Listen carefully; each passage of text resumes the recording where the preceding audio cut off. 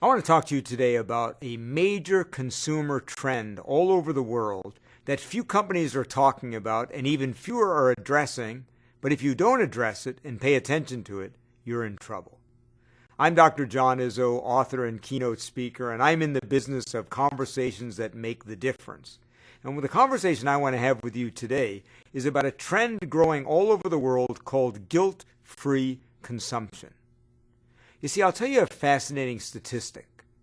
28% of consumers all over the world said that I regularly feel guilty about the products that I consume.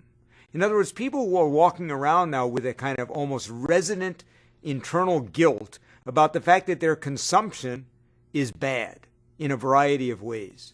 In fact, the most recent research shows that there are about 2.5 billion what are called aspirational consumers all over the world. These are not kind of hippies and dedicated greens who are trying to reduce their consumption. These are 2.5 billion people who basically have two things that seem in contradiction: a love of shopping and consuming, and we want those people, of course, to buy from us, and a guilt about the impact their consumption, a legitimate guilt probably, about what it's doing to the world.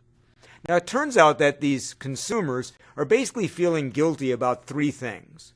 The first is they're feeling guilty about what the things they're consuming are doing to themselves. A simple example are the cleaning products that I'm buying and putting in my home exposing me to chemicals that are bad for my health or bad for my family's health. A simple example is the car that I'm driving exposing me to harm to myself if I get into a crash.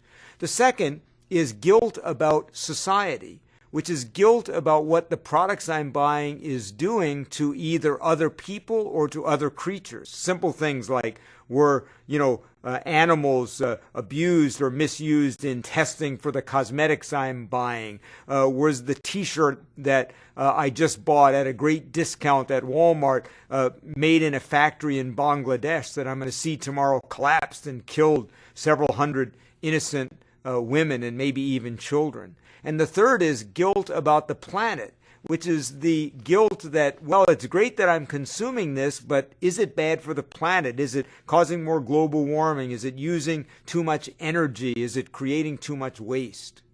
So here's the real thing that I think is so important. We used to think that the people thinking this way were, again, just a group of hippies and dedicated greenies, some small percentage of the population. But now 1/3 of the planet are walking around regularly with a desire to consume, but a guilt about what it's doing to them, to the society, or to the planet. So any company that doesn't address these three things in an authentic way, that doesn't say, how are our products hurting individuals and the people who buy them? How are our products impacting people and other living creatures? How are our products impacting the planet? And don't have an authentic story to tell people about why you would feel less guilty buying our products than someone else's, is not going to have competitive advantage. And let me tell you something I've discovered, and the research supports it. Consumers and employees today have an incredible BS meter all over the world. They know when we're not telling the truth. So this is not about greenwashing or finding a way to assuage guilt that isn't real. What I'm saying to you, you don't pay attention to these trends, you're going to be in trouble. And one last thing, don't think this is just happening in North America or Europe. Some of the countries with the highest number of aspirational consumers now are in the newly developing middle class in places like Southeast Asia. So all over the world, the people we think are going to be most likely to buy our products are racked with an internal guilt.